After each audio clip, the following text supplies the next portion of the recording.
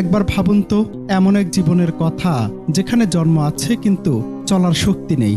পাশের মানুষটিকে হেঁটে যেতে দেখে তার দীর্ঘশ্বাস ভারী হয়। অন্যের হাতে খাবার মুখে তুলে নেওয়া যার নিয়তি কেমন কাটে তার এক একটি মুহূর্ত। নীলফামারীর কিশোরগঞ্জ উপজেলার আজহারুল ইসলামের আকাশ সমান ইচ্ছে থাকলেও নেই উঠে দাঁড়ানোর সাধ্য। 10 বছর বয়স থেকে এক বিরল রোগ কেড়ে নিয়েছে তার স্বাভাবিকতা। আজ আজহারুল কেবল আধা শোয়া অবস্থায় অপলক দৃষ্টিতে তাকিয়ে দেখেন পৃথিবীর ব্যস্ততা, আর মনে মনে ভাবেন, আমিও যদি পারতাম।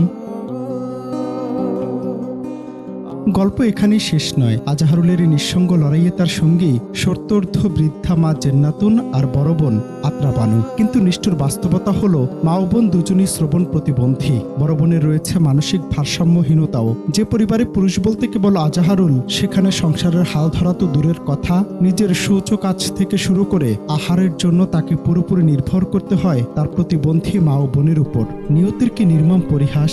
3 সদস্যের এই পরিবারে 3 জনই প্রতিবন্ধী। আমি একটা মা, আমার একটা বোন, সেও প্রতিবন্ধী, সেও কোনো কাজ করতে পারে না, সেও প্রতিবন্ধী, আমিও প্রতিবন্ধী।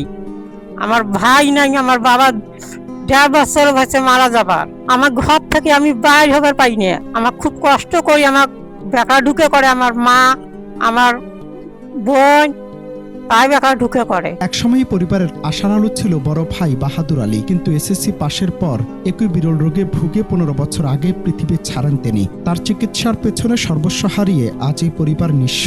এক চিলতে বাস্তব ভিটা ছাড়া নেই কোনো ফসলি জমি। সমাজসেবা অফিস থেকে পাওয়া সামান্য ভাতার টাকা যেন সমুদ্রের মাঝে এক বিন্দু শিশির। মার বোনের ভাগ্যে জোটেনি কোনো সরকারি সহায়তা। প্রতিবেশী আত্মীয়দের দেয়া সামান্য সাহায্যে কোনো মতে টিকে আছে এই মানবেতর অস্তিত্ব।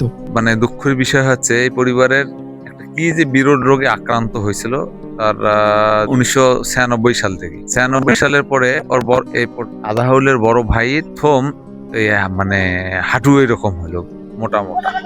এই অবস্থায় তার ওই অনেক চিকিৎসা করার পরে বড় ভাই মৃত্যুবরণ করার পরে এরও ওই ঠিক একই রোগে আক্রান্ত।